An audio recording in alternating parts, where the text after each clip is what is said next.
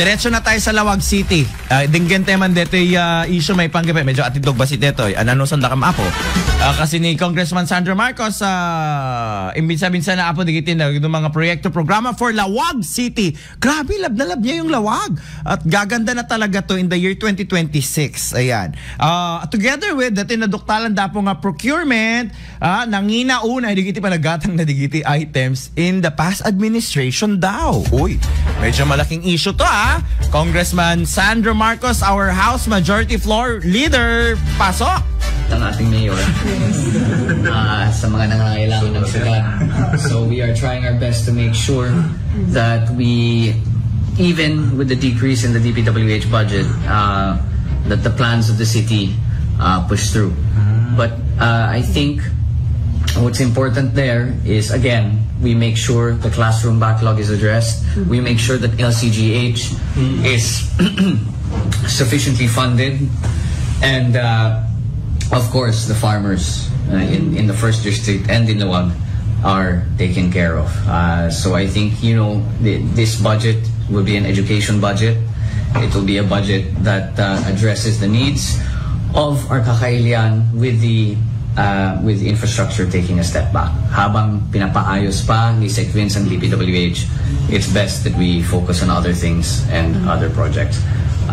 But on that note, I think meron na nahanap si Apo Mayor na binanggit niya, kaya ko siya isinama dahil meron siyang binanggit because he said something to me while we were having lunch that I thought our Kakailian deserved to know, and with regards to not only the savings that the city has found, but as the method to which those savings came to be. So I'll hand it over to our mayor muna.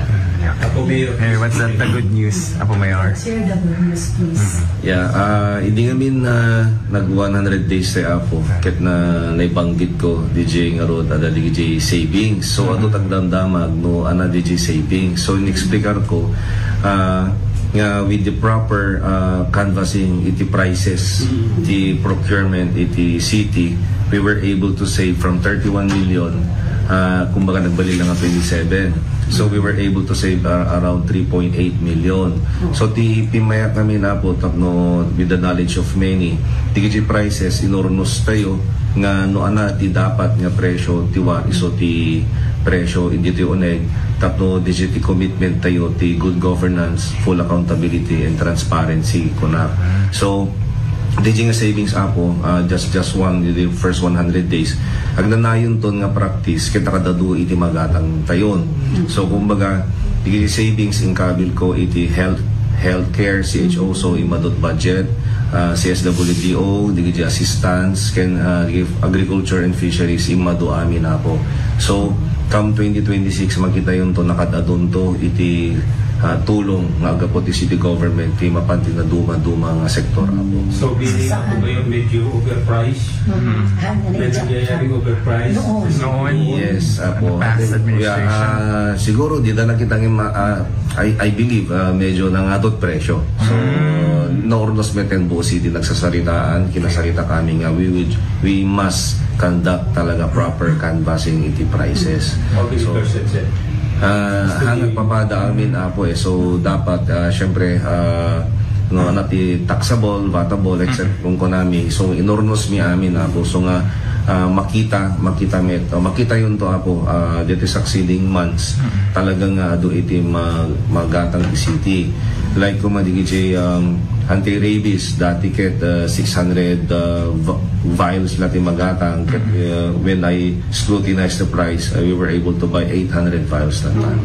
So kajay ka adu Apo so nga syempre we had to lead by example Apo. So detat mapaspasama makita yun to Apo for the succeeding weeks, months and in coming years adult improvement the city government Apo. Masyadong mabait si Mayor, so I'll make it clear na lang. When they audited the prices of the city, meron silang mga nahanap na the procurement was up to 3 times more expensive than what the price should have been.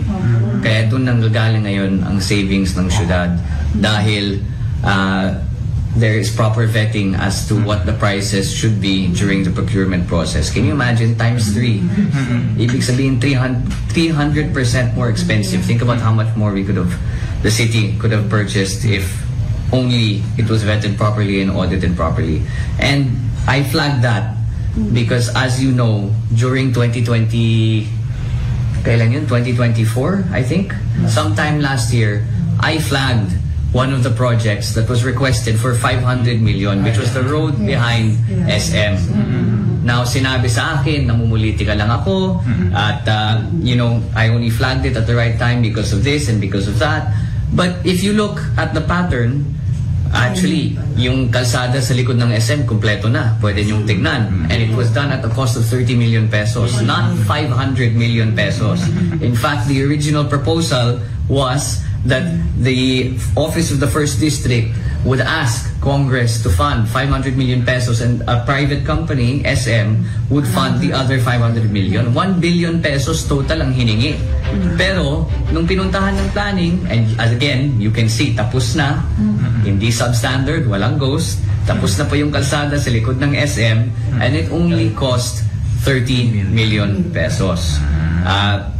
There are certain things that also have to be done, but the overall cost for that year was 30 million pesos at makadaan ng mga kalsada. So there is a pattern that we are starting to see here, wherein there is massive overpricing in certain requests, certain projects, and certain procurement processes. So hindi lang to nangyari sa mga request ng City of Lawag nung nakaraan sa Congressional Office, kundi sa mga iba't ibang procurement processes. So nagpapasalamat talaga kami kay Mayor na naayos na niya. At least ngayon, everything is priced in the appropriate way. So I feel somewhat vindicated because hindi lang nakikita namin, buti na lang my staff were good enough to double check the requests that were coming into my office. But now we see the same pattern that's happening when we audit the city procurement processes. How about on the probe? Would you like to file a case against that? Honestly, I don't think that's not for us to do. May bagong ombudsman, i-report na lang sa ombudsman. Ang trabaho natin ay para para makipagserbisyo sa ating mga kakailian. I'm not here to say we are going after this person. It's not my job. My job is to serve the Ilocano people, is to serve my kakailian. The same with Mayor. We are not being vindictive. We are simply flagging and making sure that everything is accounted for. Alam naman natin, transparency and accountability ang hinihingi ng tao ngayon. So that is what we are trying to do. It is not our job to persecute. Nasa ibang ahensya na yan. Our job is to serve.